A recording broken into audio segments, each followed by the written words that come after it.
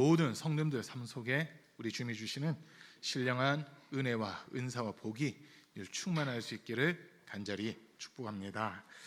2025년 새해를 시작하면서 올해 우리에게 주신 말씀이 주의 일에 더욱 힘쓰는 교회라고 하는 이 말씀을 우리가 받았습니다.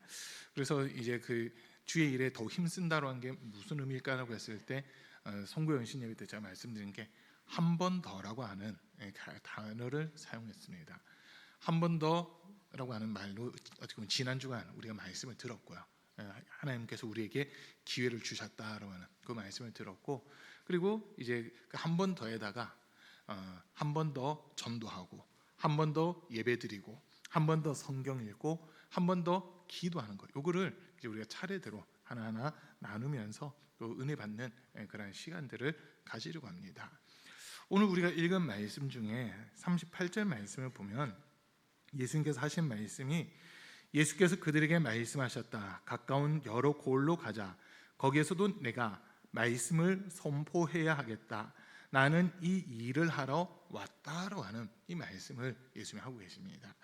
이 동일한 말씀을 개역 개정판으로 해서 한번 좀 다시 띄워주시기 바랍니다. 개역 개정판에 있는 말씀, 마가복음 1장 38절 말씀인데요. 개역 개정판에서는 이렇게 표현하고 있습니다. 한번 같이 읽습니다. 이르시되 우리가 다른 가까운 마을들로 가자. 거기서도 전도하리니 내가 이를 위하여 왔노라 하시고, 예수님이 이 땅에 오신 목적을 지금 우리에게 가르쳐주고 계시는데, 전도하기 위해서 이 땅에 오셨다라고 하는 이 이야기를 하고 계십니다. 오늘 말씀에서는 말씀을 선포하기 위해서 왔다. 그리고 개역 개정판에서는 전도하기 위해서 내가 이 땅에 왔다라고 하는 이 말씀을 하세요. 그 전도라고 했을 때 많은 분들이 이제 사실 어렵게 생각을 합니다. 무조건 데리고 와야 된다라고 하는 그 마음이 있다 보니까 누구를 데리고 오는 거 상당히 부담스러운데 그거 어떻게 하지라고 하는 이런 마음들이 의외로 많이 있습니다. 근데 전도는요, 딴 게 아니라 전하는 거거든요. 도를 전한다. 이게 전도라고 하는 겁니다.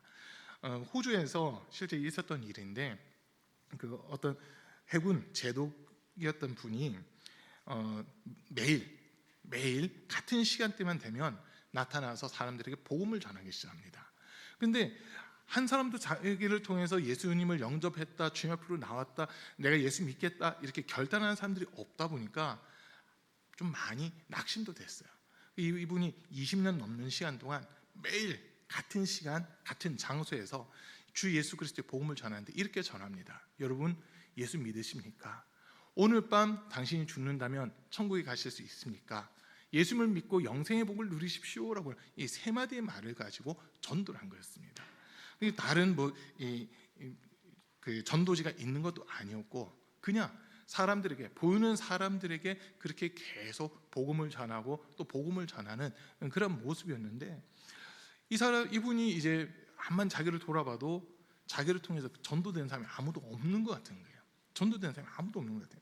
그런데 영국에 한 부흥회가 있어가지고 어떤 목사님이 영국에 가셨다가 집회를 한참 하는데 한 분이 손을 번쩍 들면서, 목사님 저에게 1분만 시간을 주십시오라고 하면서 한마디 말을 하기 시작합니다.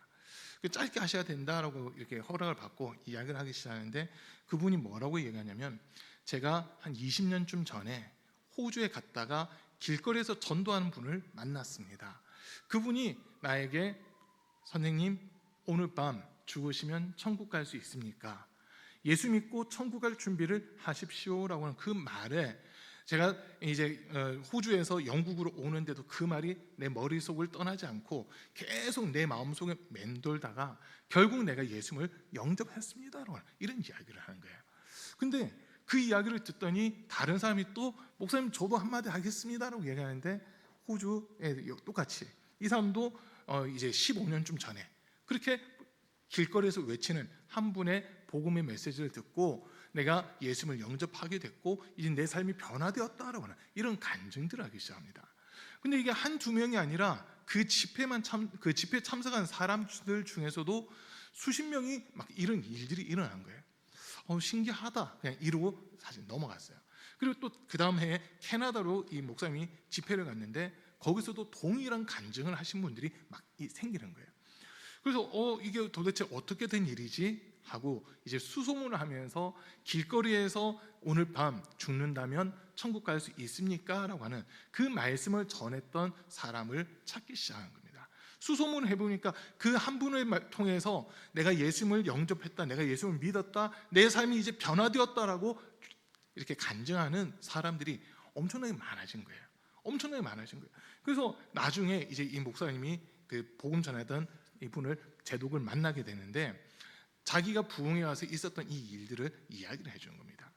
이 한 분을 통해서 전도되고 예수님을 영접한 사람들이 전 세계 10만 명이 넘는다라고 하는 이런 이야기가 이렇게 있습니다. 전도라고 하는 것은 지금 당장 열매가 있냐 없냐, 우리는 거기에 그것 때문에 마음이 조바심이 이렇게 생기고 뭔가 반드시 결과가 있어야 된다라고 하는 이 마음을 갖게 되는데, 우리는요 전하는 거, 여기까지가 사실 우리 책임입니다. 아무도 전하기 싫어서 아멘 안 하시는 거죠.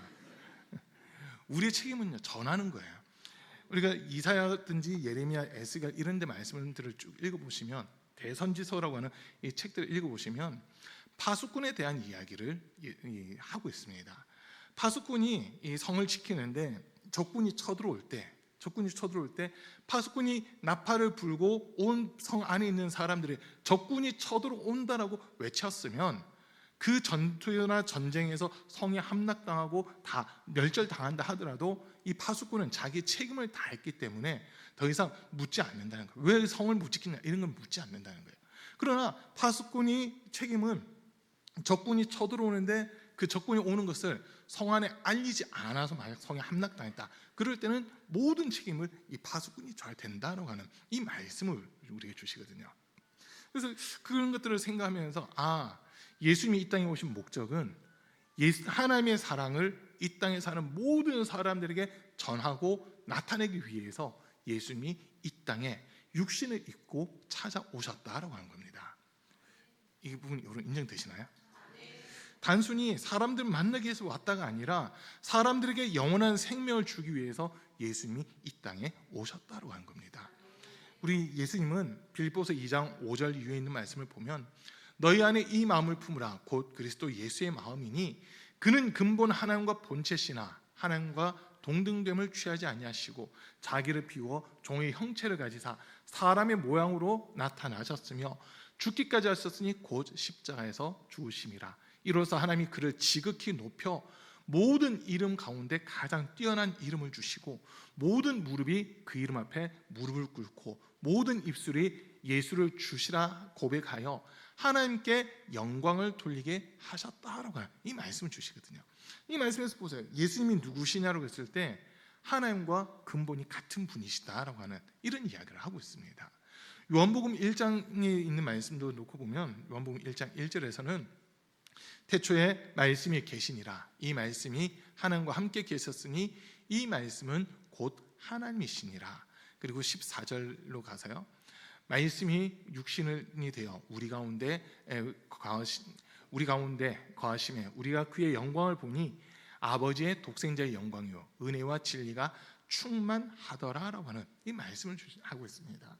그러니까 지금 예수님은 누구시냐라고 했을 때 금방 요한복음 1장 1절에서 태초에 말씀이 계셨는데 그 말씀이 하나님과 함께 계셨고 이 말씀이 곧 하나님이시라는 거예요. 근데 그 말씀이 육신을 입고 이 땅에 찾아오셔서 우리가 죽을 수밖에 없는 우리에게 영원한 생명을 주시는 그 일을 하셨다라고 우리에게 소개를 하고 있습니다. 이 자리에 계신 우리 사랑하는 성도님들, 우리도요 아마 이 자리에 계신 모든 분들이 누군가가 나에게 복음을 전해줬기 때문에 오늘 우리가 신앙생활할 수 있고 예수님을 믿을 수 있는 이런 모습이 되어 있을 겁니다. 저희 집안에서는 이제 저희 아버지가 목사님이시고 저도 목회자고 이러는데 집안에서 제일 먼저 예수님을 영접한 사람이 저희 막내 고모예요. 10살 때인가 이때 교회에서 복음을 듣고 전도돼서 교회를 나가가지고 저희 막내 고모 한 사람을 통해서 온 가족들이 다 예수님을 영접하게 되는 그런 일들이 있었거든요. 사도행전 16장 31절 말씀에 보면 주 예수를 믿으라 그리하면 너와 내 집이 구원을 얻으리라라고 하는 이 말씀을 우리에게 주시는데, 예수 그리스도를 구주로 영접하고 예수 그리스도의 복음을 받아들인 사람들, 그 사람들이 영생에 이른다라고 하는 이 말씀을 우리에게 주고 있습니다. 또 로마서 1장 17절 말씀 한번 띄워주시고요.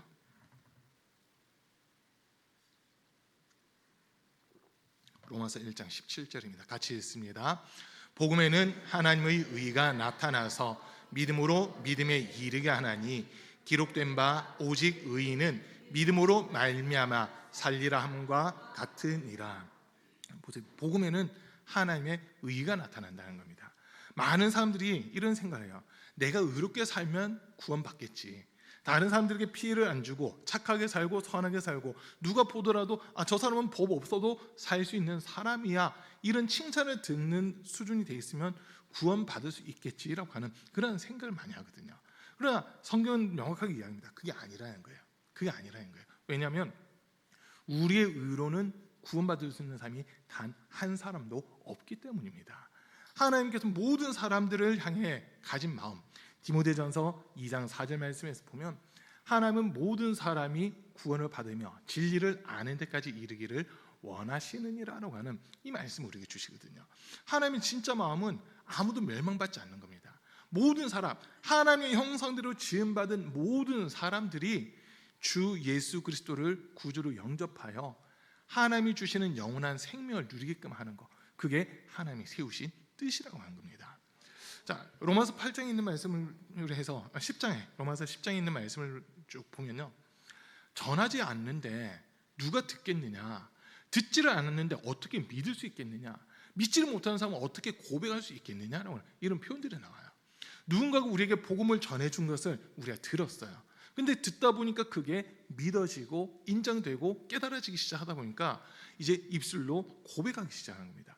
그래서 로마서 10장 9절 말씀에서 9절 10절에서 보면 사람이 마음으로 믿어 의에 이르고 입으로 신하여 구원에 이르는데 9절 말씀 먼저 한번 같이 읽습니다. 시작.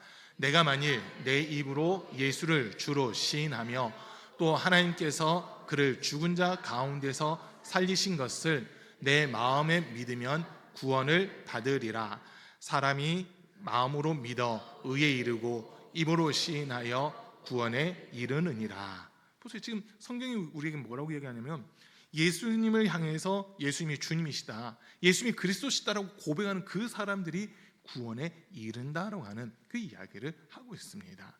그래서 예수님이 이 땅에 오신 이유가 믿지 않는 자들에게 복음을 전하고 그들이 예수 그리스도를 구주로 영접하게끔 하려는 이 목적을 가지고 이 땅에 오셨다라고 하는 겁니다.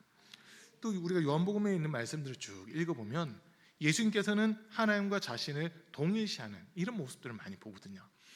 대표적인 말씀 중 하나가 이런 말씀이에요. 아버지께서 일하시니 나도 일한다라고 하는 이런 표현입니다. 우리 하나님은 지금도 영혼들이 살아만 하고 영혼들이 구원받고 영혼들이 영생에 들어가게끔 하려고 지금도 우리 하나님은 일을 하고 계신다라고 하는 겁니다. 그런데 예수님도 그 일을 하나님의 마음에 합하는 거, 그러니까 영혼들이 살아나고 영혼들이 소생함 없고 영혼들이 정말 영생에 들어갈 수 있도록 하는 그 일을 우리 예수님도 하고 있다라고 하는 이 말씀을 우리에게 주신 거거든요. 여러분, 그러면 저와 여러분들이 예수님을 믿는데 하나님도 일하고 계시고 예수님도 일하고 계시는데 예수님을 믿고 예수님을 따른다고 하는 우리는 그 일을 안 하고 있다면 이거는 어떻게 되는 겁니까? 그러면 그 사람은 주님과 상관없는 사람이 되는 겁니다. 하나님의 일을 해야 하나님의 사람이 된다고 하는 거거든요. 하나님 기뻐하시는 거, 하나님은 아무도 멸망받지 않고 모든 사람이 다 회개하게 이르기를 원하고 계시고 하나님의 보내신 자, 곧 그 독생자 예수 그리스도를 보고 믿는 자들에게 영생을 주시는 것, 이것이 하나님이 세우신 뜻이다라고 우리에게 명확하게 알려주십니다. 그러면 우리는 그 뜻을 이루기 위해서 우리가 만나는 사람들에게 예수만이 생명이시다, 예수에게만 생명이 있고 예수 그리스도를 통해서만 우리의 죄의 문제가 해결받을 수 있고 하나님이 우리에게 허락하시는 영생을 누릴 수 있다라고 하는 것을 우리는 전해야만 되는 겁니다. 자, 바울은 디모데에게 이렇게 편지를 씁니다. 때를 얻든지 못 얻든지 말씀 전파하기를 힘쓰라라고 하는 이 말을 전하잖아요. 우리는 사실 기회를 많이 이렇게 보고 있어요. 어떤 이발사 분이 이제 자기도 전도를 해보겠다고 결단을 했어요. 은혜를 받은 거죠. 어떻게 은혜를 받고는 전도를 해야 되겠다고 결단을 했어요. 그래서 이제 보니까 이발사다 보니까 의자에 앉아 있는 시간 동안 복음도 전하고 하면 되겠다라고 하는 생각을 가지고 이제 처음 전도를 하는 거예요. 그런데 타이밍을 지금 못 잡고 있어요. 타이밍을 못 잡고 있다가 머리를 막 한참 깎다가 전도해야 되는데 계속 그 마음을 가지고 있었던 거죠. 그러다가 이제 말을 했는데 그 이발사에게 이발하고 있던 사람이 놀라서 도망을 갔다는 거예요. 왜냐하면 면도를 하는데 칼을 목에다 들이대고 죽을 준비됐습니까? 라고 그렇게 얘기를 해가지고 깜짝 놀라서 도망을 갔대요. 근데 이게 타이밍을 잘 못 맞춘 그런 부분도 있지만 그 마음 속에는 이 사람에게도 예수 그리스도의 복음을 전하고 싶다는 그 간절한 마음이 있었기 때문에 그런 모습까지 나타났던 거죠. 그런 시행착오를 거치고 실수를 하면서 이분이 이제 전도하기 시작하는데 나중에는 어서 오세요 하면서 바로 복음도 제시하고 이렇게 전도를 하는 그런 분이 되셨다는 거예요. 그래서 제가 처음 교육전도사 나갔을 때가 2000년에 처음 교육전도사 나갔거든요. 경기도 화성시에 있는 남양감리교회라고 하는데 제가 교육전도사 나갔던 그때 이미 그 교회가 108년 된 교회예요. 선교사님을 위해서 세우신 그런 교회고 민족 대표 34인들 가운데서도 두 분이 그 교회에서 목회를 하셨던 그런 교회였거든요. 근데 그 교회에 권사님 중 한 분인데 이발사인 분이 계시더라고요.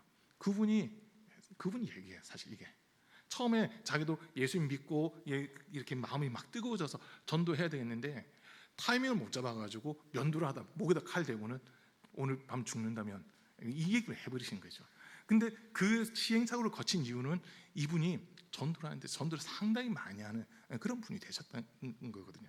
그런 이야기를 들으면서 전도라고 하는 게 진짜 특별한 사명을 가지고 있는 사람만 전도하는 것이 아니라 우리 모두가 전도의 사명을 가져야 된다고 하는 겁니다. 자, 아까 여러분 영상 보셨죠? 8,000명이 한꺼번에 뛰면서 주님을 찬양해요. 와, 깜짝 놀랐어요. 8,000명이 한 공간에 들어갈 수 있다는 것도 깜짝 놀랐고, 그리고 거기에 모이는 청소년들, 지금 소위 우리 주변에 청소년들이 안 보인다, 다음 세대가 안 보인다라고 하는 그런 시대를 어떻게 우리가 살아가고 있잖아요.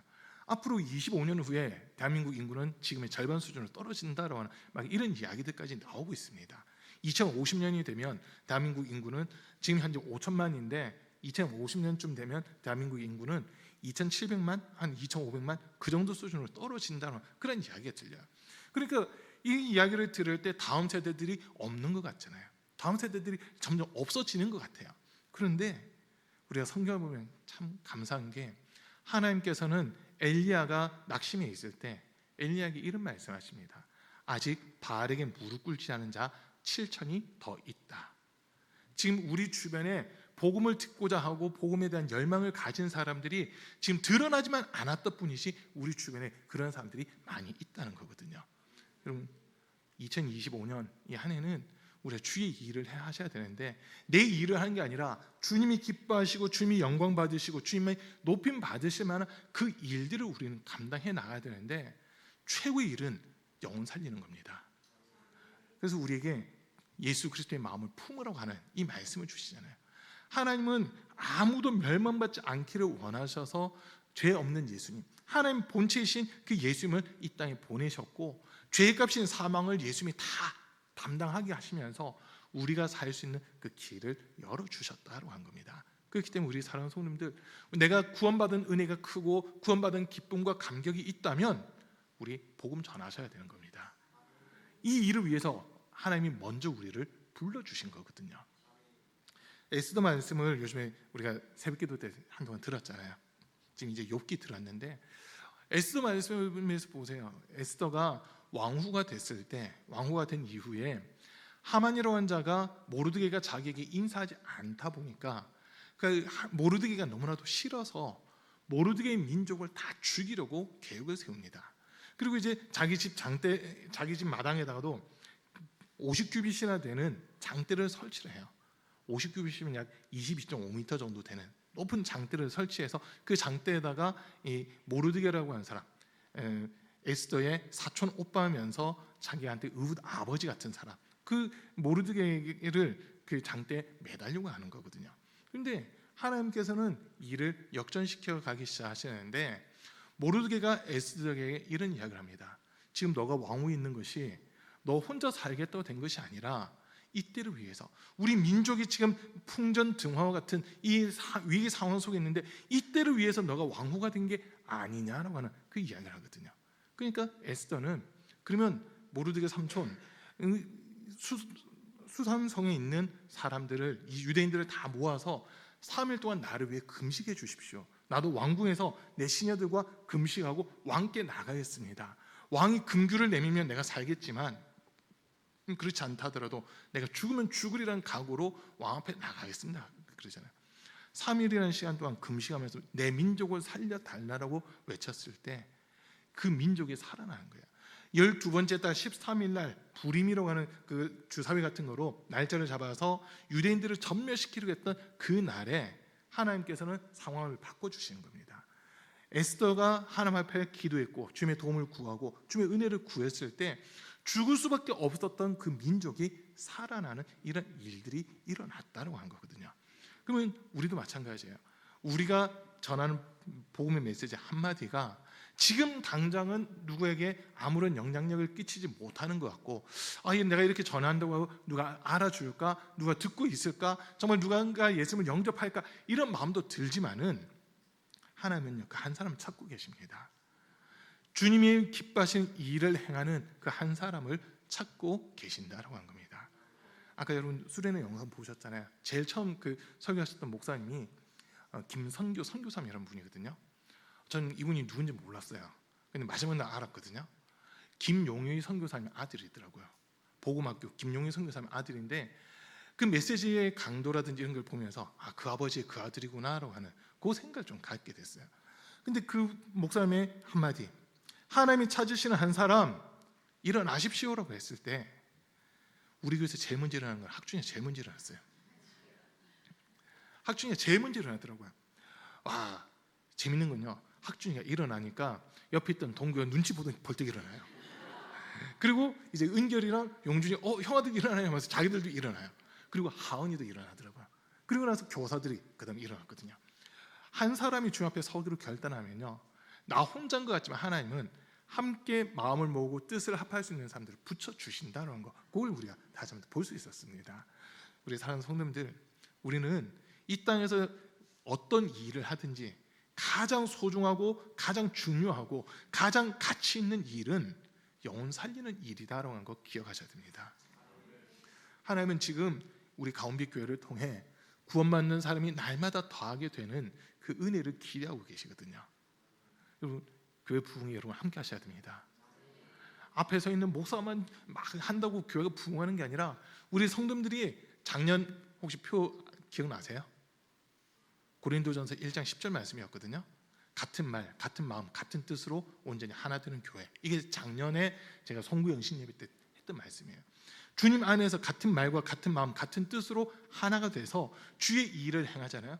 그러면 하나님은 우리를 통해서 구원받는 사람이 날마다 더하게 하시는 그 은혜를 분명 더해 주시는 겁니다. 지금 당장 뭐가 안 되는 것 같지만 안 되는 게 아니라 주님이 일을 진행시키고 있다고 하는 거거든요. 그래서 여러분, 우리가 우리 주변에 있는 사람들에게 예수 믿어야 된다, 영생을 누려야 된다는 그 한마디 전하는 게 아무것도 아닌 것 같지만 그 한마디가 인류를 바꿀 수 있습니다. 여러분, 이제 마지막 하나만 얘기하고 마칠게요. 스데반이라는 분이 신약 성경에서는 제일 먼저 순교한 분입니다. 그거 아세요? 스데반이라는 분이 신약 성경에서 제일 먼저 순교를 당해요. 자, 그런데 스데반이 순교 당할 때 거기에 어떤 한 청년이 서 있었거든요. 사울이라고 불려지는 한 청년이 서 있습니다. 사람들의 옷을 이렇게 가지고 서 있는 그 모습이 사도행전 8장에 기록되어 있는데, 사람들의 옷을 가지고 있다고 하는 것은 이 스데반에게 돌을 던지게끔 명령한 사람이고, 그 스데반이 순교 당하는데 모든 것을 책임지고 있는 사람이다라고 하는 게 전해지고 있는 이야기예요. 그러니까 사울이라는 청년, 아직 젊고 이러지만 로마 시민권도 가지고 있고 또 바리새인이고 사내들인 공의 의원이기도 하고 여러 가지 이 사람은 권력을 가지고 있는 그러한 사람이었기 때문에 비록 나이가 어렸다 하더라도 스데반이 순교하는 그 자리에서 전체 책임자라고 하는 그 위치에 있었거든요. 이 스데반이 순교할 때 제일 놀란 사람이 누구냐면 이 사울이라는 청년입니다. 사람들이 이제 돌을 막 던지는데 머리에서 피가 터지고 얼굴에서 피가 터지고 온몸에서 피가 터지는데도 그 얼굴을 보니까 천사의 모습과 같았다라고 돼 있어요. 천사의 모습과 같고 하늘을 우러러 보면서 아버지 이 죄를 저들에게 돌리지 마시고 저들도 구원받을 수 있게 해 주십시오라고 하면서 하나님께 기도하면서 스데반이 순교당하거든요. 지금 당장 겉으로 드러난 모습을 놓고 보면 바울 앞에서 스데반은 그냥 죽고 있는 자예요. 그런데 그 사건을 계기로 하나님께서 이 사울이라는 청년을 만나 주시고 그의 삶을 변화를 시키신 거거든요. 그때 그 스데반이라는 사람이 내 명령에 의해서 죽임 당할 때 얼굴이 환하게 되고 천사의 얼굴같이 됐던 게 이제서 내가 알겠다. 이 사람이 진짜 구원받은 사람이었구나. 진짜 구원받은 사람이었구나. 내가 다른 사람들보다 늦게 사도가 되고 다른 사도들보다 수고한 것이 적다 하더라도 나는 하나님 앞에 바르게 서야 되겠다고 하면서 이 바울이 이제 복음을 전하는 그 일을 감당해 나가거든요. 다른 사도들보다 늦게 시작했다는 것 때문에 사실 더 열심히 노력을 해요. 40에 하나 감한매를 3번이나 맞습니다. 태장을 맞아요. 돌 던짐을 2번 당해요. 배가 파선당하게 돼요. 불평과 불만과 원망이 나올 수밖에 없는 그런 상황이지만 주를 위한 고난이기 때문에 이것은 내가 영광으로 생각하고 이 길을 가겠습니다라고 하는 이런 모습을 바울이 보였거든요. 여러분, 바울은 3차에 걸쳐서 지중해 주변을 전도하고 다니는데 바울은 가는 곳마다 교회가 세워졌습니다. 바울이 가는 곳마다 교회가 세워지고 가는 곳마다 성령의 강권적인 역사로 말미암아 귀신들이 떠나가고 죽은 사람이 살아나고 병든 사람들이 고침받는 이런 일들이 일어났습니다. 우리 사는 성도님들, 아마 우리 성도님들도 그런 생각하실 거예요.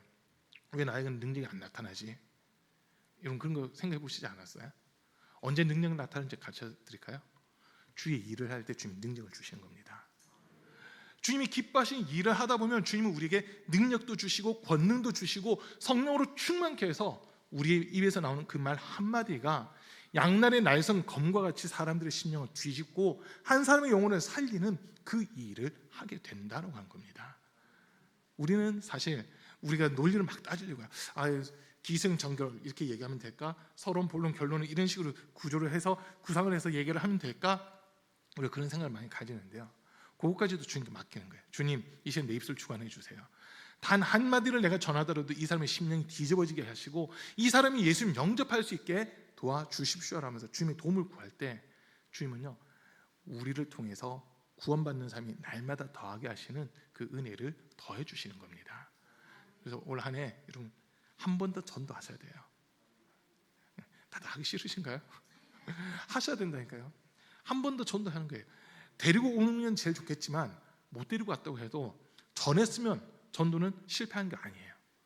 누군가에게 전했으면 그거는 하나님이 기억하시고 그 말씀, 내가 전한 말씀을 통해서 주님은 이 일을 진행시키신다는 거거든요. 그래서 우리 성도님들, 전도에는 절대 실패가 없습니다. 전하기만 하면 됩니다. 이 일을 하는 거예요. 그 일을 하다 보면 주님께서 우리가 어떤 은혜를 주시냐면 진짜 한 영혼 사람 마음을 주시거든요. 처음에는 형식적으로 내가 전했을지 몰라도 계속 전하고 또 전하고 또 전하다 보면 주님께서 우리에게 진짜 그 영혼을 사랑하는 마음을 더해 주신다는 거예요. 그리고 감당할 수 있는 힘과 지혜와 능력까지 덧입혀 주시는 겁니다. 그 은혜가 우리 사랑하는 모든 성도님들 삶 속에 함께 하시기를 간절히 축복합니다. 우리 잠깐 기도하겠습니다.